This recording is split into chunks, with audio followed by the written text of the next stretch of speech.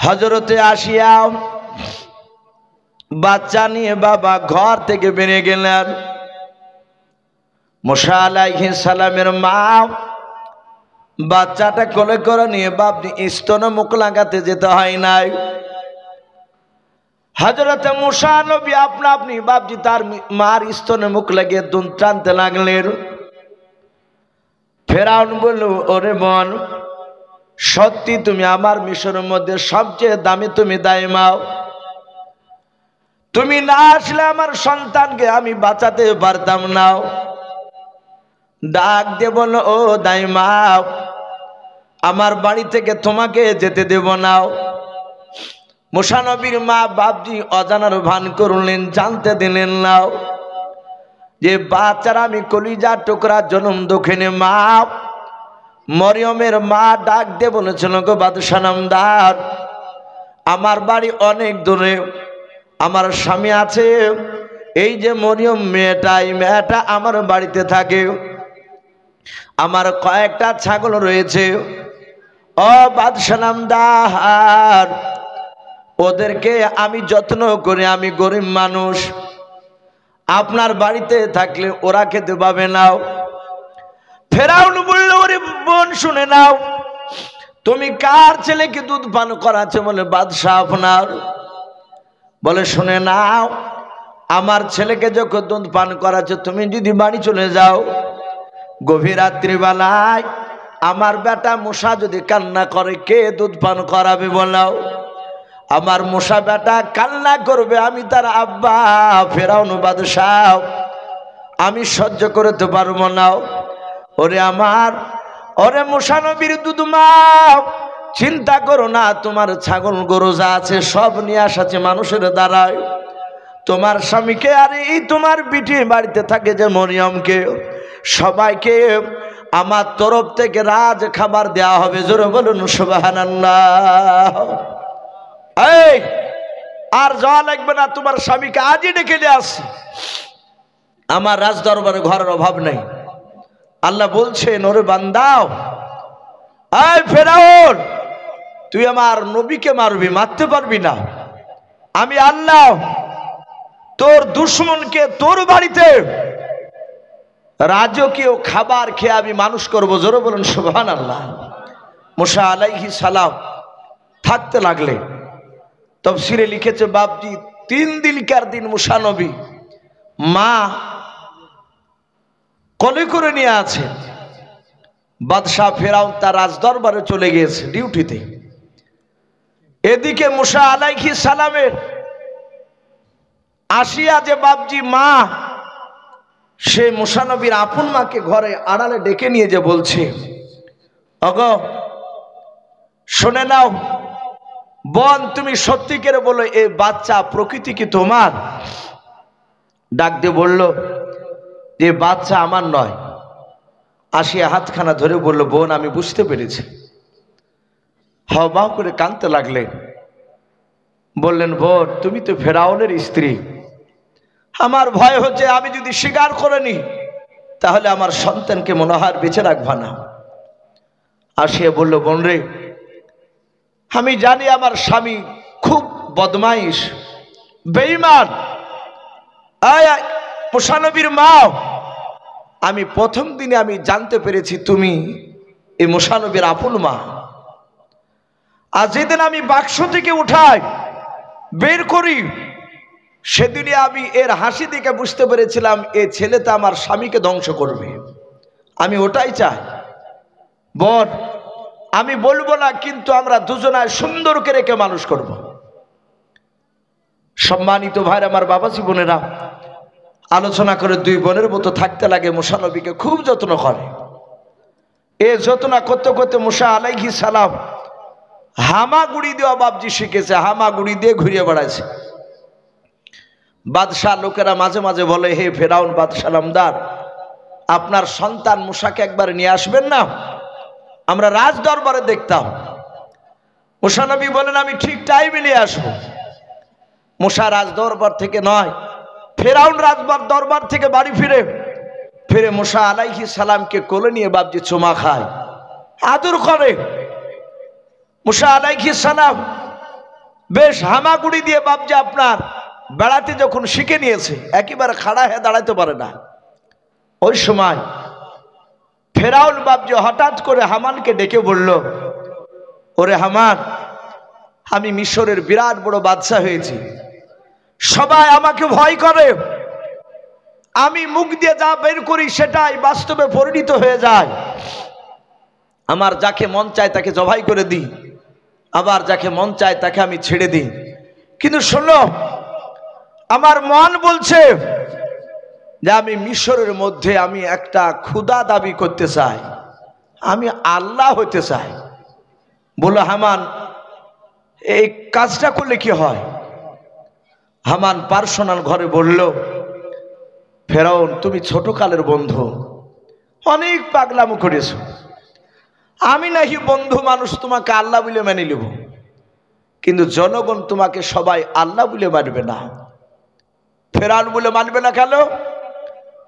এই হামান, যারা মানবে না তাদেরকে আমি জবাই করে দেব, তাদেরকে দুনিয়াতে বাঁচিয়ে রাখবো না। বলে সব জায়গায় পাগলামো চলে না। বলে কি করতে হবে বলো? হামান বলল, তাহলে তুমি আগামী কালকে তোমার লক্ষ লক্ষ প্রজাকে একত্রিত করে রাজসভায় ডাক দিয়ে তাদের সামনে তুমি তোমার মতামতটা প্রকাশ করো, আলোচনা করো যে আমি ক্ষুধা হতে চাই, আল্লাহ দাবি করতে চাই। ওখানে বুঝতে পারবা মানুষের মতামতটা। বেশিরভাগ লোক যদি তোমাকে মেনে নেয় তাহলে তো কোনো কথাই নেই। যে কটা লোক মানবে না তাদেরকে ভয় দেখে তোমার সাপোর্টের করা যাবে। ফেরাউন হাজার হাজার লোককে বাপজি জোড়া জোগাড় করে জমা করে সেই জায়গায় বলল, হে আমার বন্ধুরা, আমার মন বলে আমি এখানে মিশরে আমি একটা আল্লাহ হতে চাই, বলো তোমরা আমাকে আল্লাহ বলে মানবে কিনা? যখনই বাপজি কথা বলল, কিছু কয়েকটা সত্যবাদী মানুষ তারা বলল, হে বাদশাহ নামদার, আমরা তোমাকে আল্লাহ বলে মানতে পারি, কিন্তু একটা শর্তের উপরে। বলে শর্ত কি? বলে শুনে নাও, এ বাদশাহ নামদার, নীল দরিয়াতে পানি ভরপুর হয়ে আছে। বলে হ্যাঁ। আমরা যদি বলি আগামী কালকে তুমি পানিটাকে শুকিয়ে দাও, আর তুমি হুকুম করবা নীল দরিয়ার পানি শুকিয়ে যায়, তোমার কথার সঙ্গে সঙ্গে যদি নীল দরিয়ার পানি শুকিয়ে যায়, আবার যদি বলি যে এই বাদশাহ পানি নিয়ে এসে ভরপুর করে দাও, আবার হুকুম করবা, আবার যদি শুকনো নদীতে যদি আবার পানি দিয়ে ভরে দিতে পারো, তাহলে জানবো তুমি আমাদের আল্লাহ, তোমাকে আমরা আগামী পরশুদিন আল্লাহ বলে মেনে নেব। ফেরাউন দেখলো এই তো ভারী ঝামেলা, এই পানি তো আমার তাবে হবে না, কিন্তু বেকায়দায় ফেরাউন চিৎকার করে বলল, আমি তাই করে দিতে রাজি আছি, কথা দিয়ে ফেললো। হামানকে ডেকে নিয়ে এসে বলল, ভাই, আমি যে কথা দিয়ে দিলাম আগামী কালকে নীল দরিয়ার পানি শুকানো লাগবে, এ কি করে সম্ভব? হামান বলল, আমি তা বলতে পারবো না, তোমাকে অনেক যুক্তি দিয়েছি, কিন্তু এই নীল দরিয়ার পানি শুকানো এই যুক্তি আমার কাছে নাই, একমাত্র আল্লাহ ছাড়া কারো ক্ষমতা নাই। ফেরাউন বলছে, এটা আমিও তো জানি। ফেরাউন বলল, হামান শোনো, আমি আগামী কালই দেখাবো বলেছি, কিন্তু আজ আমাকে একটা সুযোগ নিতে হবে। বলে কি? বলে তুমি গোটা আমার রাজ্যে প্রচার করে দাও দেশে, যে আজ রাত্রিবেলায় সন্ধ্যার পর থেকে সূর্য ডোবার পর থেকে কোনো নারী পুরুষ কোনো মানুষ যেন তার বাড়ির ঘর থেকে দরজা থেকে যেন রাত্রিবেলা না বেরোয়। যারা বেরোবে রাস্তায় বাড়ির বাইরে যাদেরকে দেখতে পাওয়া যাবে তাদেরকে হত্যা করা হবে, জবাই করা হবে। হামান বলল, আমি এটা বলতে পারবো। হামান প্রচার শুরু করে দিল লোক দিয়ে।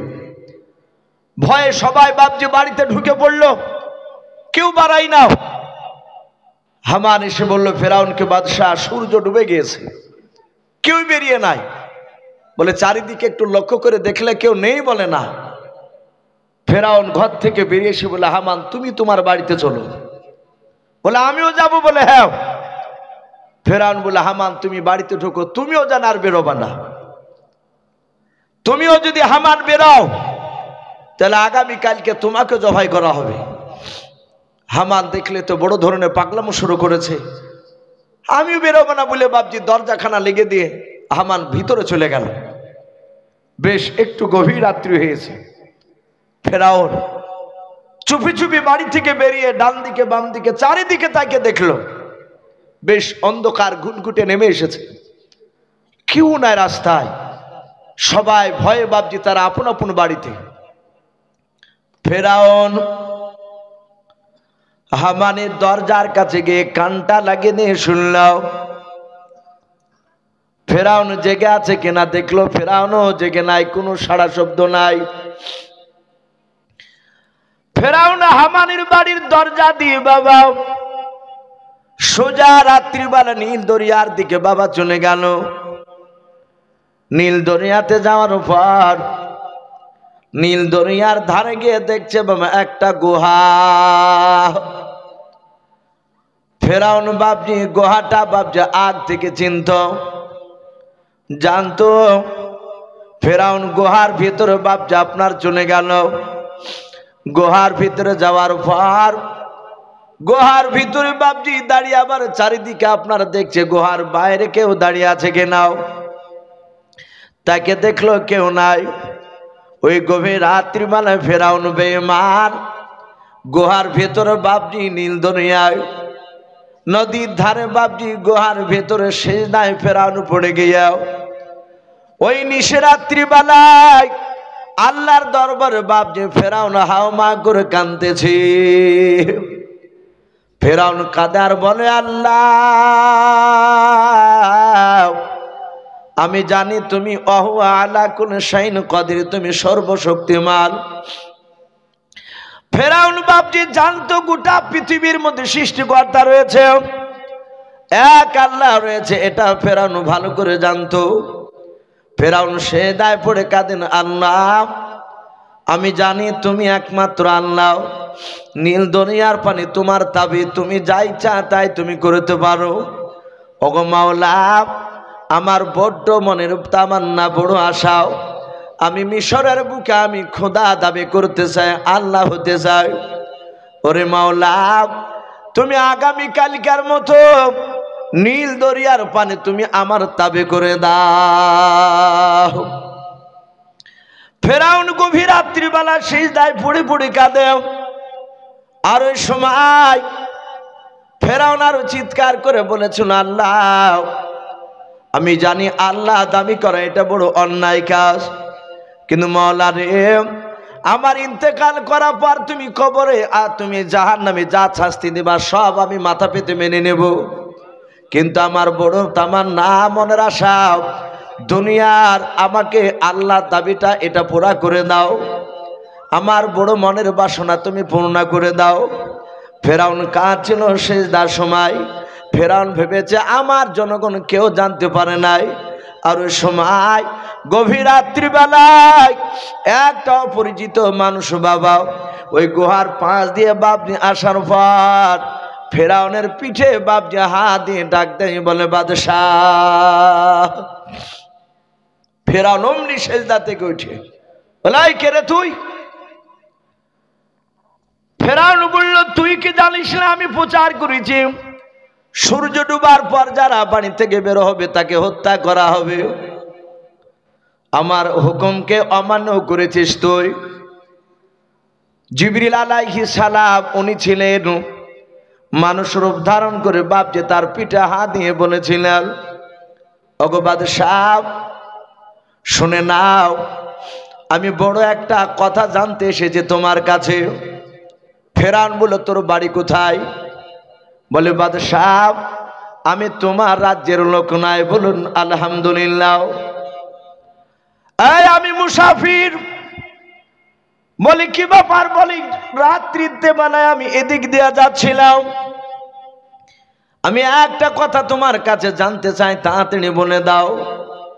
ওগো বাদশাহ ভয় পেও না, তোমাকে যে আমি দেখেছি তুমি সিজদায় পড়ে আল্লাহর কাছে কাঁদতেছো, এই কথা তুমি আর আমি আল্লাহ ছাড়া আর চতুর্থ মানুষ কেউ জানতে পারবে না।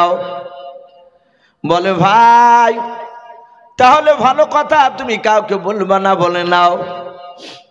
বলে দাও, এমন কি কথা তুমি জানবাও?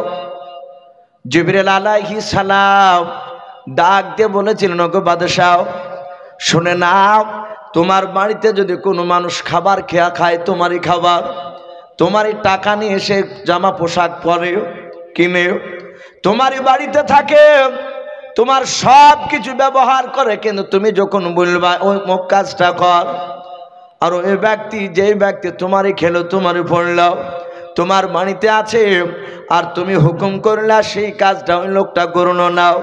ওরে বাদশাহ ফেরাউন, তুমি বলো তোমার মতে ওই লোকটাকে কি করতে মন চায়?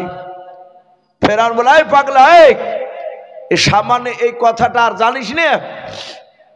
ও আমার বাড়িতে খাবে, আমার বাড়িতে পড়বে, সব কিছু ভোগ করবে আমার, আর আমার হুকুম শুনবে না। আমার মন বলে তাকে তুলিলে এসে নীল দরিয়ার পানিতে ডুবে ডুবে মারে।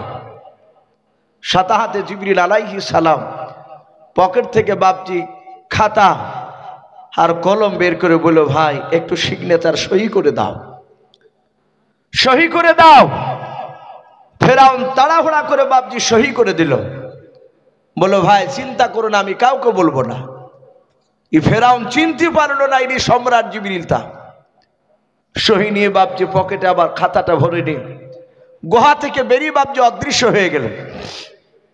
ফেরাউন ফজর পর্যন্ত বাপজি কেঁদে কেঁদে ওখান থেকে বাপজি বাড়ি চলে আসলো, কেউ জানতে পারলো না। সকালবেলায় ফেরাউন আবার রাজ দরবারে হাজার হাজার লোককে ডেকে বলছে, বন্ধুরা চলো চলো, আমি নীল দরিয়ার পানি আমি শুকিয়ে দিব।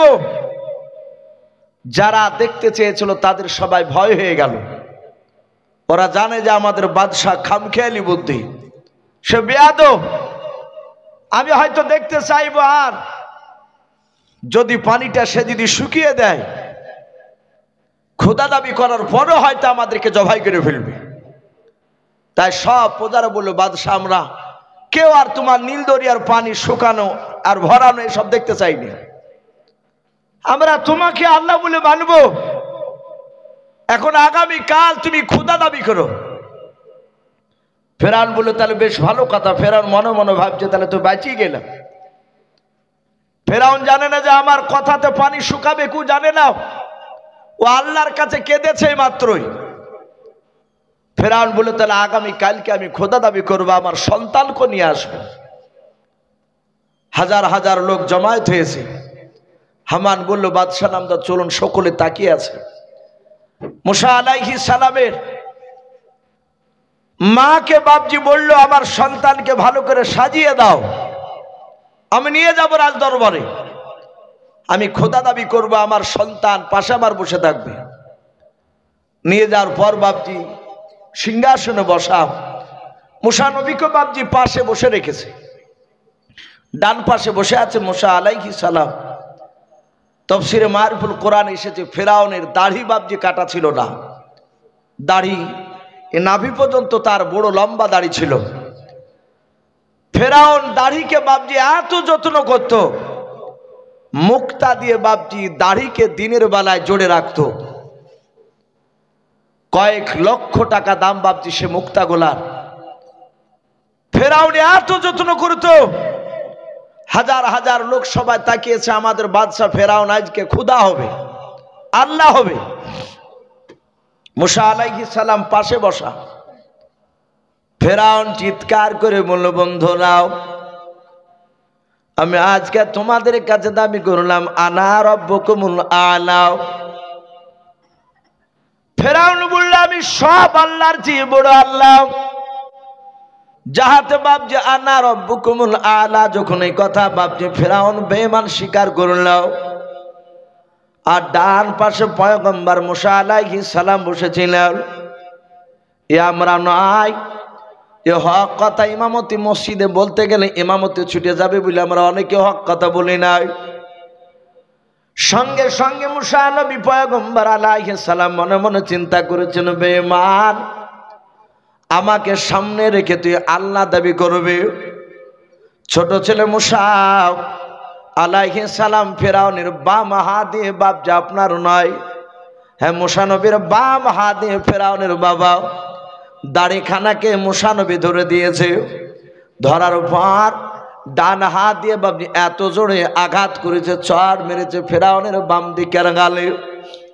ফেরাউন দাঁড়াস করে বাপজি মাটিতে পড়ে যাওয়ার পর ওই সিংহাসন থেকে চেয়ার থেকে বাপজি ফেরাউন পড়ার পর ফেরাউন উঠে বাপজি ভালো করে বসতে পারছে না।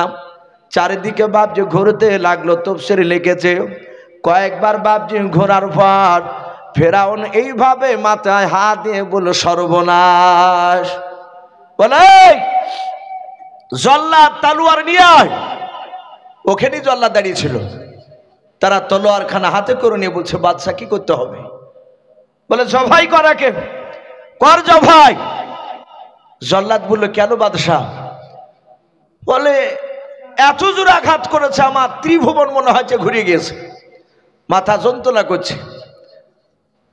অনেক লোকে বলল বাদশাহ এই তো ছোট ছিলে, শুধু একটু চড় মেরেছে আপনাকে। ফেরাউন বুঝতে পেরেছে এ চড় মানুষের চোখে বাচ্চা ছেলে মনে হচ্ছে, কিন্তু আল্লাহ রসুল বলেছেন যে কোনো নবীর হাতে আল্লাহ রাব্বুল আলামিন এক একটা নবীর হাতে বাপজি 4000 দুনিয়া যুবকের শক্তি যতটা হয় অতটা শক্তি একাই নবীদেরকে দিয়েছিলেন। বলুন সুবহানাল্লাহ। এই মুসা নবী আলাইহিস সালামের হাতে 4000 যুবকের শক্তি এক চড়ে বাপজি কয়েকবার ঘুরিয়ে তার মাথা যন্ত্রণা শুরু করে দিয়েছে। জল্লাদরা বাপজি জবাই করার জন্য নিয়ে যাচ্ছে। সাথে হাতে হামান দৌড়ে গিয়ে ফেরাউনের স্ত্রী আসিয়াকে বলল ওগো আসিয়া, হে রানী তোমার সন্তান মুসা আর মনে হয় বেঁচে নাই। বলে কি হয়েছে? বলে ফেরাউনকে চড় মেরেছে, সে সহ্য করতে না পেরে রাগে তোমার সন্তানকে জবাই করার হুকুম দিয়ে দিয়েছে। হযরতে আসিয়া আলাইহা সালাম মুসা নবীর জনম দক্ষিণে মা দুজনায় দৌড়ে চলে গেলেন। আসিয়া দৌড়ে গিয়ে বাপজি জল্লাদের কাছ থেকে মুসা নবীকে কোলে তুলে নিয়ে বাপজি চুমা দিতে লাগলেন। ফেরাউন বলে আসিয়া এই বাচ্চা মুসাকে তুমি কোলে নিও না, একে তুমি জবাই করে দাও। বলে না না আমার বেটা মুসাকে জবাই করতে দেব না। বলে বেবি রে এই বাচ্চাকে জবাই না করলে মনে হয় আমার ব্যথা কমবে না। ফেরাউনকে বলে বাচ্চা ছেলে তোমাকে মেরেছে, পাগলামো কেন করেছো? লোকে খারাপ ভাববে। এই সবে মাত্র তুমি ক্ষুধা দাবি করেছ, এই বাদশা নামদার না আমার সন্তানকে জবাই করতে দেব না এই অবশ। ফেরাউন বলল বিবি রে অবস্থা কেমন করে প্রমাণ তুমি দিলে বললাম? বলে বাদশাহ আমার কলিজার টুকরা ছেলেকে তুমি হাজার হাজার লোকের সামনে তুমি প্রমাণ করে নাও। বলে কেমন করে প্রমাণ করব? বলে বাদশাহ আগুনের কুণ্ড একটা নিয়ে এসে আপনি পাশে রেখে দেন, আর আগুনের পাশে শুনে নেন মিঠাই জাতীয় জিনিস আপনি মিষ্টি জাতীয় জিনিস নিয়ে এসে আগুনের পাশে রেখে দেন। হাজার হাজার লোকের সামনে বাচ্চা মুসাকে ছেড়ে দেন। আরে মুসা বাচ্চা যদি হামাগুড়ি দিয়ে যেতে যেতে যেতে যেতে গিয়ে যদি আপনার আগুনের কুণ্ড যদি তুলে যদি মুখে দিয়ে দেয় তাহলে জানবো বাচ্চা ছিল অবুঝ আপনাকে জেনে শুনে মারে না। আর যদি আগুন বাদ দিয়ে যদি মিষ্টি জাতীয় জিনিসটা তুলে নেয় তাহলে জানবো এই বাচ্চা ছেলে অবুঝ না জেনে শুনে তোমাকে চড় মেরেছে। তারপর জবাই করবো, আমি আর বাধা দিব না। ফেরাউন রাজি হয়ে গেল যুক্তিতে। আগুনের দলা আর মিষ্টি জাতীয় খাবার নিয়ে আসলে পাশাপাশি বাপজি দুটো রেখে দিয়েছে। হাজার হাজার লোক বাপজি দল পেতে দেখছে যে বাচ্চা ছেলের বিরাট পরীক্ষা। মুসা আলাইহিস সালাম হামাগুড়ি দিয়ে যেতে যেতে যেতে যেতে মিষ্টির দিকে বাপজা হাত নিয়ে যাচ্ছে। ফেরাউন এইভাবে মাথাখানাকে চেপে ধরে ডাক দিয়ে বলছে বিবি রে তাকিয়ে দেখ, এ বাচ্চা অবুঝ নয়, ই জানে যে কোনটা মিষ্টি আর কোনটা আগর। ও আমাকে ইচ্ছাকৃত চড় মেরেছে। ওদিকে আসিয়া আলাইহা সালাম মুসা নবীর মা ওনারা দুজনে আল্লাহর কাছে গোপনে কাঁদছেন, গো মালিক, আজকের পরীক্ষায় তুমি আমার সন্তানকে তুমি বাঁচিয়ে নাও। আমি জানি যে আমার এই ছেলে মশা ইচ্ছাকৃত চড় বেড়েছে, সহ্য করতে পারে না, তার সামনে খোদা দাবি করেছে। জিবরিল আলাইহিস সালাম আল্লাহর হুকুমে চলে আসলেন, মানুষ কেউ দেখতে পেল না। মুসা আলাইহিস সালামের ডান হাতখানা এভাবে ধরে আগুনের কাছের দিকে নিয়ে গেল, মিষ্টির দিক থেকে মিষ্টি ধরতে যাবে, আর অমনি হাতখানাকে ধরে ঘুরে নিয়ে গিয়ে আগুনের কুণ্ডটা মুসা নবী আলাইহিস সালামের মুখে তুলে বাপজি জিবরিলি বাপজি ভরে দিলেন। মানুষ জানতে পারলো না। সাথে হাতে মা আসিয়া দৌড়ে গিয়ে মুসা নবীর মুখ থেকে বাপজি আগুনের দলাটা বের করে ফেলে দিলেন। তাফসীরে লিখেছে মুসা আলাইহিস সালামের সামনেকার জিভটা একটু পুড়ে গেল। ফেরাউনকে ডাক দিয়ে বলল, অগো স্বামী, আপনি দেখুন এই বাচ্চা অবুঝ, ই বুঝলে আর আগুনটা তুলে মুখে দিত না। ফেরাউন যুক্তিতে হেরে গেল, বলে বিবি যা, আমি ছেড়ে দিলাম, কিন্তু যন্ত্রণা তো আমার হবে নাই। তাফসীরে লিখেছে তার 12 বছর ব্যথা ছিল মাথায়। বলুন আলহামদুলিল্লাহ। এই শয়তান, এই ফেরাউনের এরকম ব্যথা ছিল। আমরা জানি যে নমরুদ বাপজি যে গোটা পৃথিবীর বাদশা হয়েছিল, তাকে একটা ন্যাংরা মশাতে বাপজি নাক দিয়ে ঢুকে গিয়েছিল। মগজে ছিল 12 বছর, পৃথিবীর কোনো দাওয়াতে কাজ হতো না, ওই ব্যথা কমতো না। মাঝে মাঝে যখন ব্যথা হতো, মাজুমাতে বাপজি কথা বলতো মিটিংয়ে, যাহাতে মিটিং জমে উঠতে কারণ কুটুস করে মশা কামড় মারত। কামড় মারার পরে ওই ব্যথা টপাকের যন্ত্রণা, ওই ব্যথা কমতো না। তখন ওই ফেরাউন নাই নমরুদ করেছিল কি, তার একটা লোককে রেখেছিল, 101 বারই মাথায় জুতে মারলে কার বাপজি ওই ব্যথাটা কমতো। বলুন আলহামদুলিল্লাহ। এত বেইজ্জতি করতো লোকের সামনে, অমনি জুতে মারতে লাগতো।